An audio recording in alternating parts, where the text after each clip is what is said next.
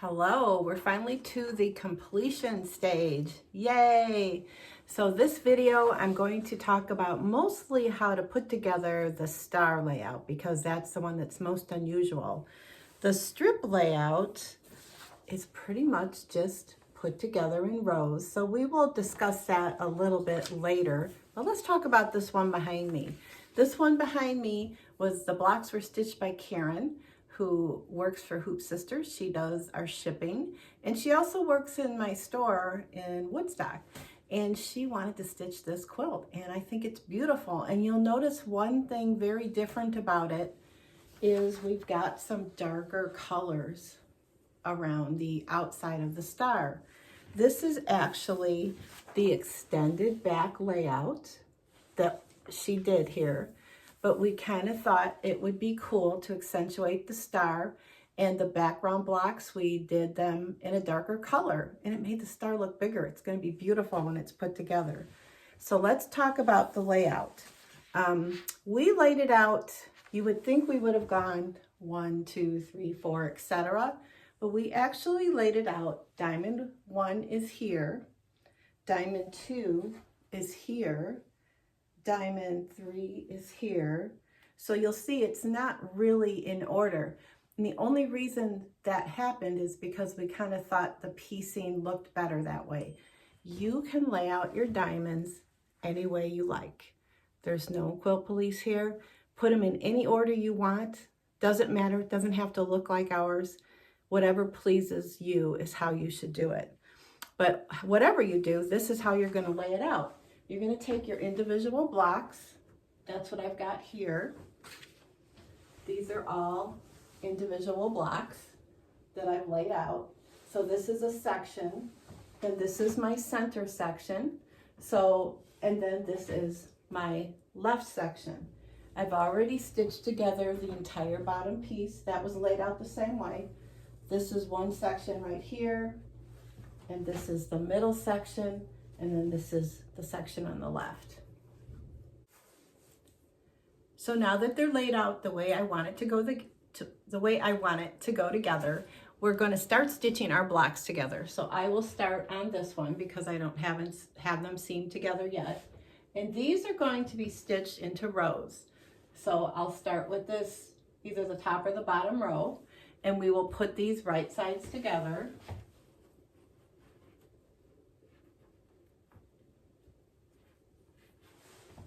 So I'll take that to my sewing machine. Then I'll take this one. I'll take that to my sewing machine. I'll sew this seam and this seam. I will press them to one side and come back, and we'll complete this row.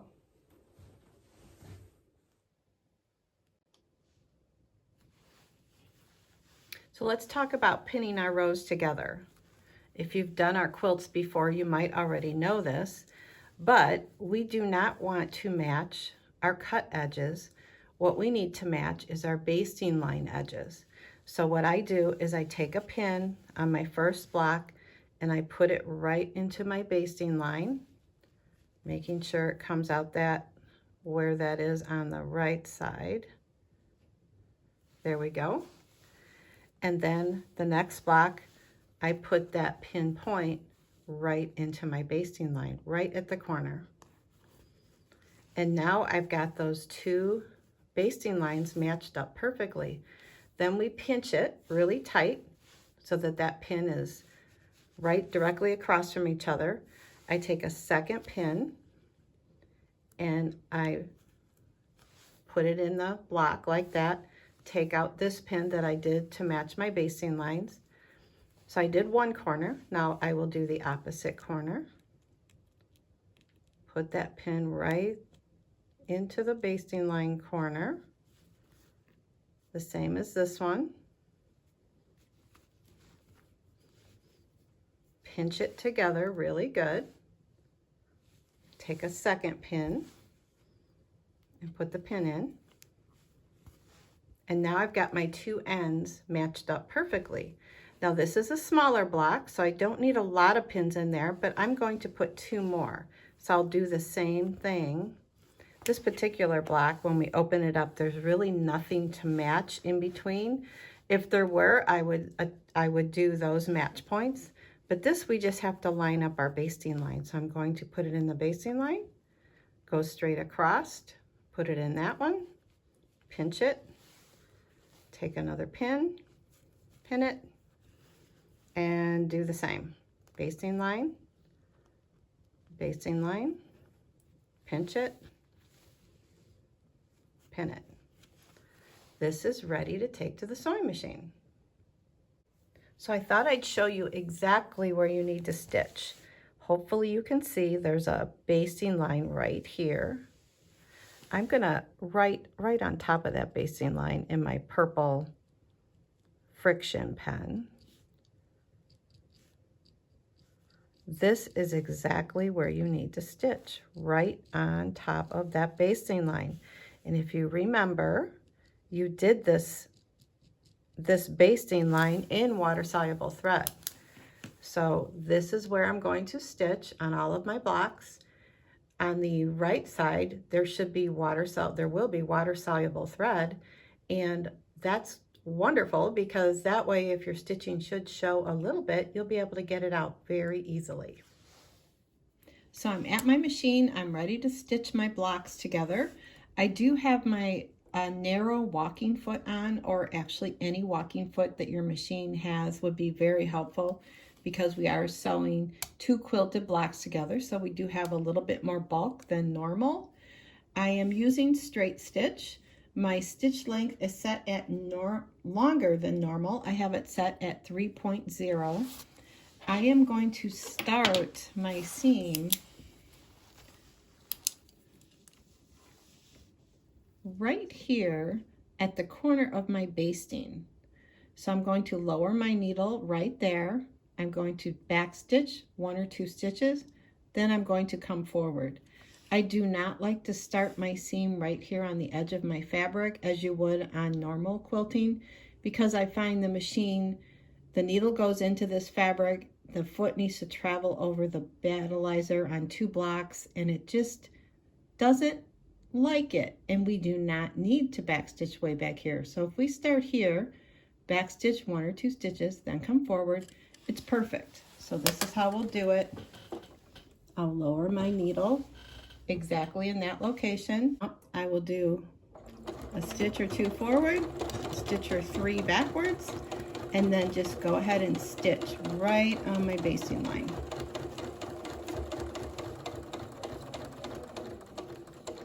And when I get to the end, take my pin out, go 1 or 2 stitches past the battleizer, do another couple of back stitches, and take it out of the machine.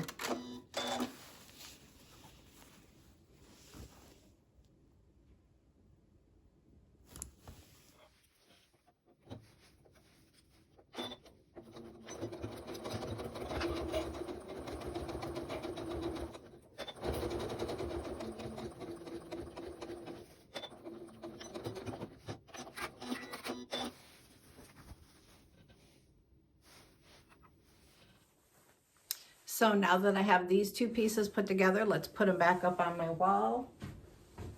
This one will go here.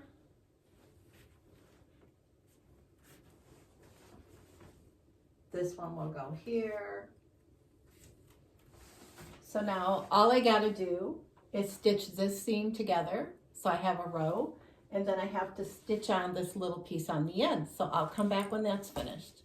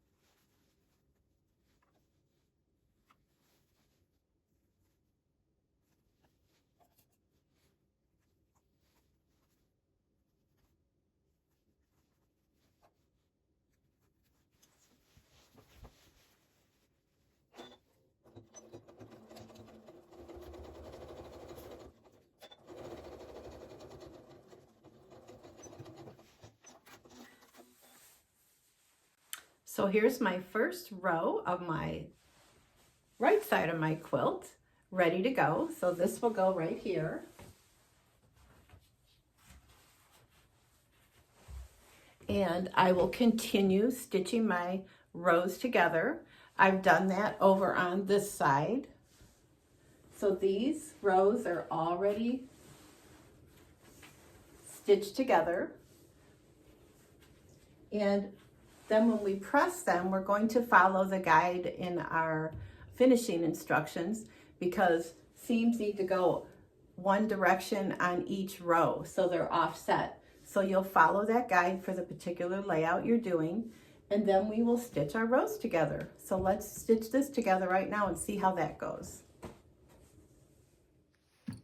So here's my 2 rows that I want to stitch together. I've already pressed them. I'm going to turn it over and just show you what I was talking about. These seams on this row are going this way, and these seams on this row are going this way, so that when we stitch it together, the bulk will be offset. So we're going to, I'm going to flip them over again, put these right sides together, and then we will start pinning our match points. And this is very similar to stitching block by block, only we're going to do a whole row. So I'm going to start at this seam right here, put my pin exactly where the basting line is, right into the seam line, and I'll come across to the next block, putting it in the same location. Hopefully that's visible. And what I usually do is I don't put my second pin in right away. I'll do this little match point here and maybe the next one. So I'll take another pin, put it right into the seam line and the basting stitch line, line it up directly across. So now I have, whoops, that one came out. Nope, we're good. Now I have 2 pins. So now I can pinch these so I know they're not going to be crooked. I can give them a pinch, take a second pin, put it in, give this one a pinch, take a second pin and put it in, and I'll continue down the whole row that way, pinning the match points at the seams first.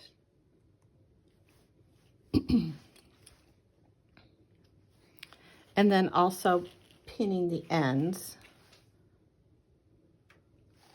before I go ahead and do anything in between that.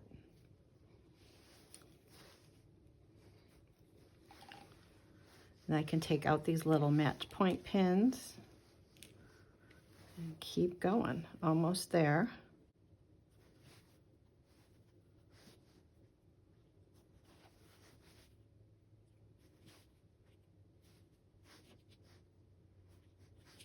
So now I have all my seams matched up and my 2 ends. So now I will go ahead and put a couple of pins in the middle, and you can decide based on your block and how big your block is, how many you want to do. I feel comfortable doing 2. This is the small block. Just matching up my seams. Maybe I'll put 1 here because it's a smaller area.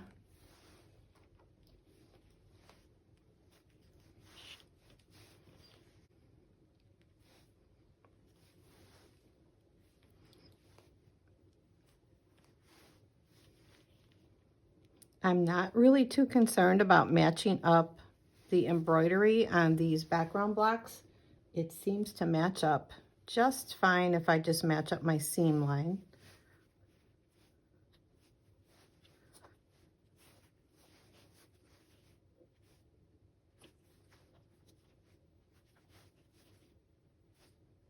So it takes a little bit of time to pin it, but I find that the stitching, if you pin it this way, you can generally get this whole thing done without having to take anything out and fix it. So it's well worth your time. So I have pins in between, and I'm going to take it over to the sewing machine and stitch right on the basting line. So here's two of my rows put together. So it's going to go right here in this section, and I will continue stitching my rows together. So this whole section will be completed. So now the center one is done just a little differently. You can see the rows are sewn together this way. So I've sewn all of these rows together, and then I'll join those together. So the idea is I will have a left, a center, and a right section for the top, a left, a center, and a right section for the bottom. And then once we get all our sections done, we can start stitching them together, which I've done down here. We stitched the left to the center, and then the center and the left to the right.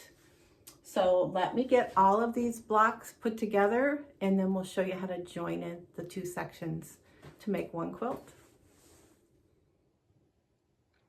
My three sections are completely sewn together. So I've got my left section sewn together and pressed with my seams going in the correct direction according to our instructions. Here's my center, and here's my right. So now I'm going to give you some tips on when you join it together. This horizontal line through the middle of your quilt needs to be square, needs to be straight. It can't be cockeyed at all, or you'll have a nice little lump right in the middle. So let me lay all this out on a cutting board and show you how to get that line nice and straight. So the key to getting this horizontal line perfectly straight is to match up your basting lines and your points in the corners that are going to join together perfectly. If you don't, you're going to get a little bit of a bow in the center or a cup in the center. Either way, that's not good. So our goal is to get this horizontal line perfectly straight. So we'll just put them right sides together. It's no different than what we've been doing all along with matching up your basting lines. It's exactly the same, but make sure it's really accurate. It's the same process. Pinning our match points, pinning our seam lines right at the basting line.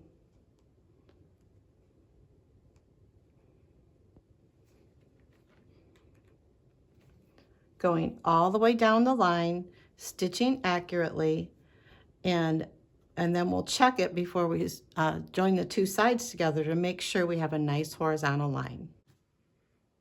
So here's my left side stitched to my center, and you can see that that basting line is coming together really well at the middle of the quilt here. So that's our goal, and I've stayed on the basting line inside. That will make a difference as well. So time to join the next piece, and it'll be the same process. I'll put it right sides together, pinning my basting line match points, and stitch the seam. And oh, by the way, look how beautiful this lined up.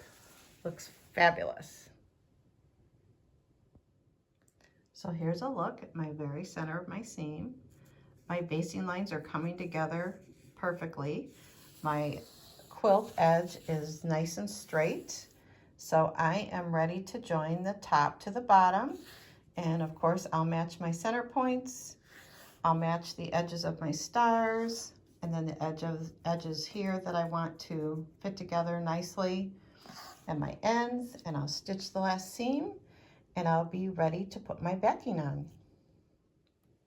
I'm pretty excited about how this came out. Let's give you some close-ups. Beautifully matched seam here. This is my center horizontal seam. As I go across, it's matched really nicely there. This is dead center. Excellent. Another good match. Another good match. So I am ready, because I didn't put a back on this as I went. I'm ready to layer this with a backing, and I do like to put an additional layer of batting in between just because I think it fills out the back nicer. And we're going to stitch in the ditch and maybe do a little extra quilting around some of the motifs on the background and in the blocks. So we'll show you that in a bit. I've laid out my backing wrong side up. I've put a layer of thin batting on top of the backing, and then I layer my completed quilt top on top of the batting. Once your quilt is completely layered, put a few pins in it and begin stitching in the ditch on the blue lines as shown. After stitching in the ditch, you can add some additional quilting lines shown in the red or green on these blocks. The additional quilting can be done using a walking foot or ruler work on your sewing machine, or you could also have it long arm quilted. This extra step really makes a difference in the completed quilt. When doing the quilting in this manner, I like to use monopoly thread in the needle, and I like to match my bobbin thread to my quilt back. The strip quilt will be finished in exactly the same manner. You're going to lay out your blocks into rows and stitch them together. Then you'll stitch your rows together. Make sure you press all your seams opposing to avoid bulk.